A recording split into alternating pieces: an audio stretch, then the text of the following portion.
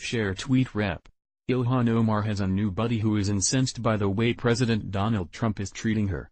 Senator Kristen Gillibrand, who is running for president, claims Trump is to blame for Omar's image problems, and she isn't going to stand for it anymore. "We're gonna punch Trump in the face," declared the New York senator. Well, that statement didn't sit well with many people, and immediately she was made to regret it. You'll love this. Senator Kristen Gillibrand used to be called a moderate Democrat. Well, those days are gone. The 52-year-old New Yorker was Hillary Clinton's pick to fill her Senate seat after she was appointed Secretary of State by Barack Obama. Gillibrand has remade herself, hoping to appeal to the rabid leftists and woke crowd like Alexandria Ocasio-Cortez and Ilhan Omar. It's a huge mistake. But don't tell Gillibrand, who is hell-bent on being labeled as a friend of the Green New Deal, Medicare for all, and free college tuition. It's absurd. Americans aren't buying any of that nonsense. And to prove she is tough, just as tough as President Trump, the New York Democrat decided inciting violence against the commander-in-chief was the way to go. It seems like only yesterday when Democratic Senator Kristen Gillibrand was slamming Donald Trump for his dangerous rhetoric in the wake of his tweet regarding Ilhan Omar's 9/11 remarks, reported Twitchy. Who can forget the Democrats going nuts claiming by retweeting Omar's own words, Trump was actually inciting violence, as Senator Gillibrand did. Well, anyway, the woman who's hoping to replace Donald Trump in the White House seems to have undergone a change of heart with regard to dangerous rhetoric. At least when she is the person who's spouting it, Twitchy added. They are referring to Gillibrand's latest statement, "We're gonna punch Trump in the face." You see, Gillibrand helps Omar play the victim card. She even chastises the president publicly, pretending his retweet of the Minnesota Congresswoman's own words, on September 11th is inciting violence. Well, that's crazy, too.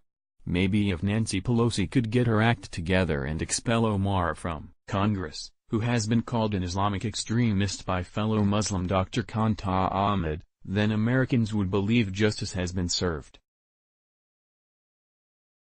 Hillary supporter and reporter Joan Walsh did an expose on Gillibrand.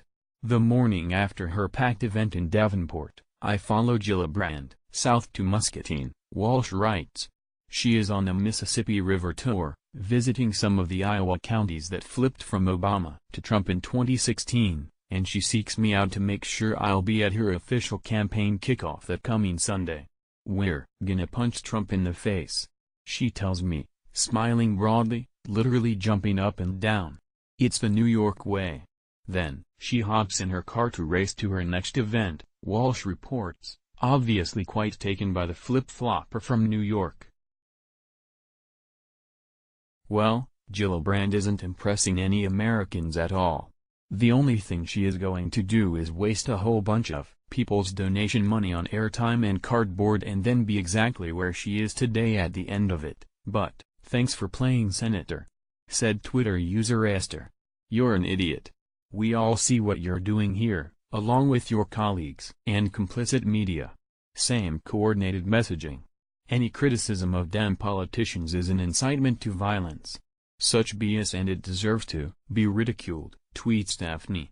Punch someone in the face, it's the New York way. Way to go with ending dangerous rhetoric, and I am pretty sure if I did this to everyone I disagreed with I would get arrested.